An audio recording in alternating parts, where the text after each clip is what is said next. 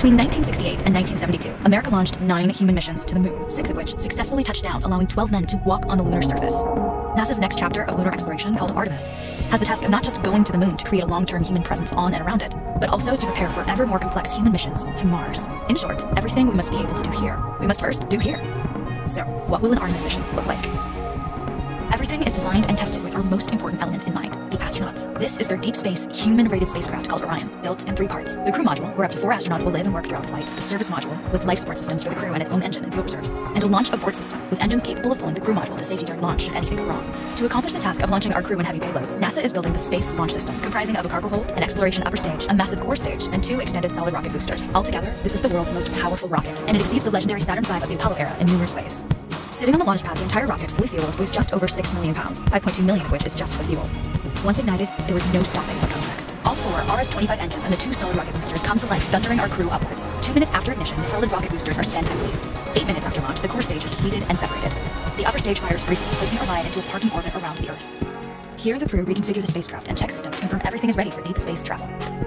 With a go from mission control, the crew reignite the exploration upper stage engines to leave Earth entirely. The exact timing of this maneuver is critical to reach a speed that can escape Earth's gravitational pull, but also put Orion on a course that will intercept the moon days later. Once this burn is complete, the upper stage of the SLS is jettisoned, and the crew aboard Orion coast for several days toward all that awaits them at the moon. Approaching the moon, we see the fundamental differences between Artemis and Apollo. Instead of requiring Orion to serve as an expendable lunar command module or to carry a constrained lunar lander, the Artemis missions will take advantage of a different approach: pre-staging. Everything needed for lunar missions will be positioned in advance by commercial and international partners. This includes rovers, science experiments, and human-rated systems on the surface. But it also includes a dedicated lunar station in orbit around the moon called Gateway. Here at the station, we can pre-stage a robust lunar lander and establish a strong communications relay. Designed with open standards, the Gateway can be expanded as new missions and partnerships develop, allowing multiple human missions on the moon at the same time, and enabling ongoing science to be conducted even between human missions. The Gateway is also capable of adjusting its orbit to allow access to every part of the moon, something the Apollo missions could not do. But the real key in this approach is placing Gateway in a unique halo orbit to perfect the maneuvers needed for Mars missions. And with the growing list of commercial and international opportunities, Gateway is the ideal hub between Earth and all that lies beyond. Returning to our crew as they approach Gateway, the Orion must match the elliptical orbit of the station in order to successfully dock. Once on board, pre-selected crew members transfer to the lunar lander, while those assigned to Gateway remain on station.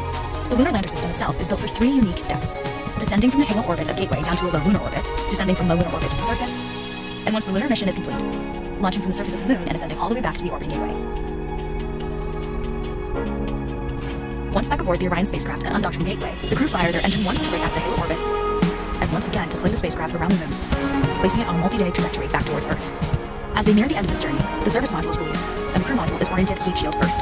Entering Earth's atmosphere at 25,000 miles per hour, the friction of air slows Orion considerably, while also subjecting it to temperatures of 5,000 degrees. With the Orion now at just 300 miles per hour, a series of parachutes uniquely tested and produced for this moment deploy, decelerating the craft to just 20 miles per hour for splashdown. With each successful mission, Artemis ushers in the next wave of men and women to explore our moon, and prove that together, we are ready to go connect.